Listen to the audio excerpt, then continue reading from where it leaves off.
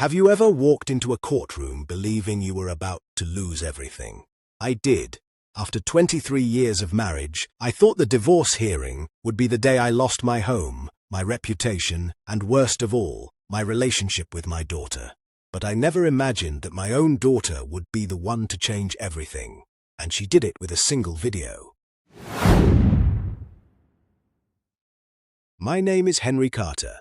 I'm 51 years old, and until a year ago, I believed my marriage was built on honesty. Not perfection, just honesty. My wife Laura and I had been together since college. We built a life from nothing.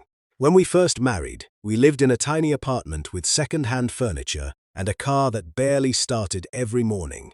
Neither of us had much money, but we had dreams. I worked long hours as a project manager for a construction company, while Laura stayed home during our daughter's early years before eventually starting her own online business. Life wasn't glamorous, but it was stable. Our daughter, Emily, became the center of our world. She was bright, kind, and unbelievably mature for her age. She had a quiet way of noticing things most people missed. As she grew older, she became the person both Laura and I trusted the most. Or at least I thought we both did.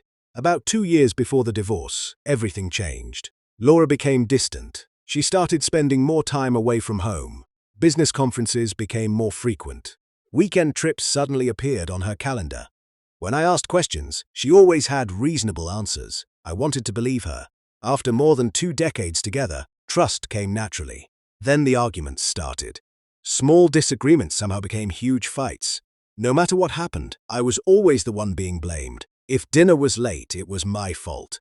If she was unhappy, it was my fault. If we argued, it was because I never listened. I kept trying to fix things. Marriage counseling, weekend getaways, long conversations, nothing worked. One evening, she looked at me across the kitchen table and calmly said, "I want a divorce." The words hit me harder than I expected.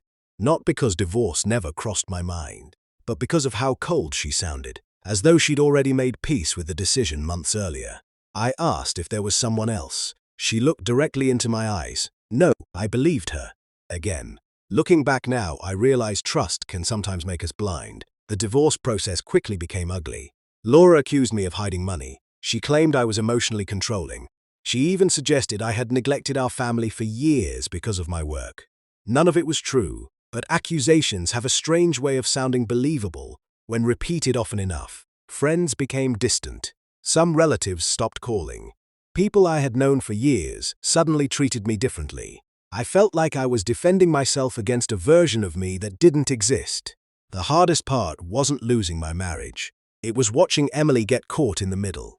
I never asked her to choose sides, neither did Laura, at least not directly. But children notice more than parents realize. Emily became quieter, more observant. Sometimes I caught her looking at us with sadness I couldn't explain. The divorce hearing finally arrived 6 months later. I walked into the courthouse expecting the worst. Laura sat across the room with her attorney, confident, relaxed, almost smiling. Her lawyer carried several thick folders filled with documents. Mine carried one. The hearing began exactly as I feared. Laura's attorney painted me as an absent husband, a selfish father, a man who cared more about work than family. Every accusation felt like another punch. When it was finally my turn to speak, I answered honestly, calmly, respectfully. But honesty doesn't always sound as dramatic as a well-prepared accusation.